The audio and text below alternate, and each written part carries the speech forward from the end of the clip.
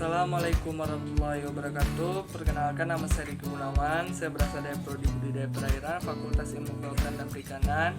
Baiklah, di sini saya akan membuat video vlog tentang liputan budidaya kolam dan tambak. Jadi dalam tugas ini saya akan menjelaskan jenis-jenis kolam dan tambak. Langsung saja ke videonya. Baiklah, di sini saya akan menjelaskan jenis kolam untuk budidaya. Jadi, kolam ikan yang baik akan mempengaruhi ikan dalam hal ketahanan terhadap penyakit, optimalisasi pakan, dan kecepatan tumbuh berkembang biak ikan. Jenis-jenis kolam juga akan digunakan sangat tergantung pada sistem budidaya yang akan diterapkan.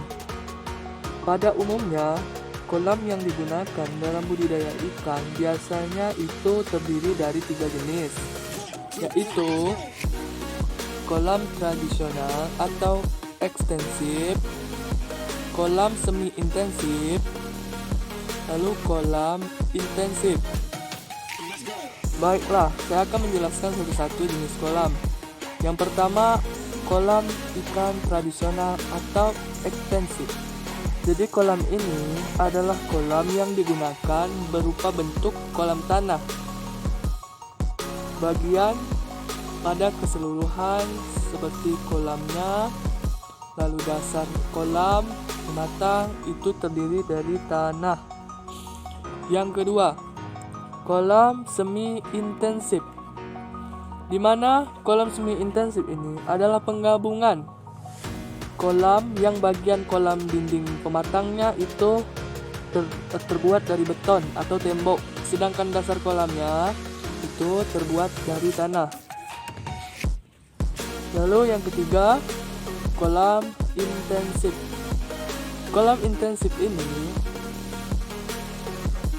menggunakan bahan dari pematang dinding kolam sampai dasar kolam itu terbuat dari tembok atau semen. Lalu sebenarnya ketiga jenis kolam ini digunakan tergantung para pembudidaya, di mana sesuai dengan jenis biota yang ingin dipelihara, lalu ketersediaan biaya untuk menciptakan kolam yang baik. Kolam apapun jika dengan hasil panen tinggi bisa digunakan. Jenis kolam juga dapat dilihat berdasarkan sumber airnya. Yang saya ketahui, kolam yang dapat digunakan berdasarkan sumber airnya itu terbagi menjadi 2, kolam deras dan kolam tenang, di mana kolam deras dibuat alat untuk air masuk sehingga terciptanya arus di dalam kolam.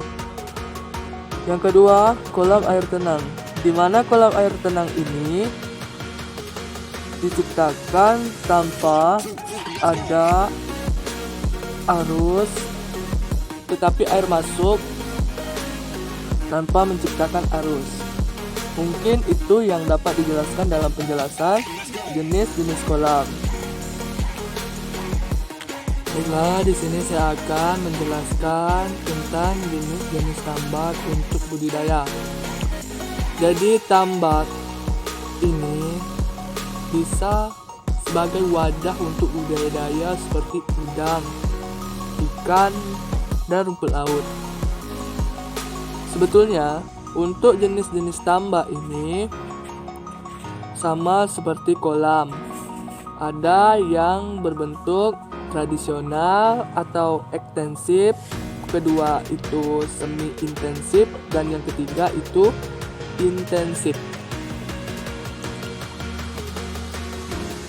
Kalau untuk tambak, biasanya budidaya skala besar, di mana contohnya udang. Saya telah mendapatkan 3 jenis tambak: ekstensif, intensif, dan semi intensif. Dapat dilihat pada gambar. Ya, ini bisa kita lihat bahwasanya ini adalah jenis tambak intensif, di mana dasar dan pematang tambak itu terbuat dari beton. Kemudian dapat kita lihat yang semi intensif.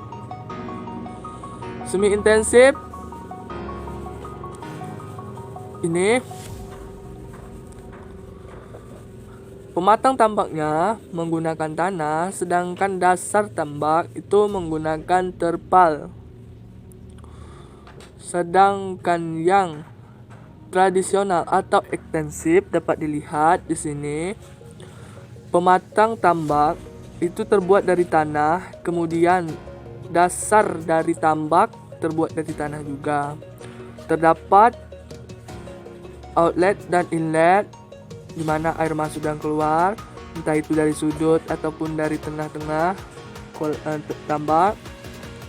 Jadi dapat kita lihat di sini jenis-jenis tambak, bisa dibuka melalui Google. Mungkin itu saja yang dapat saya jelaskan dalam tugas ini mengenai wadah budidaya, kolam dan tambak.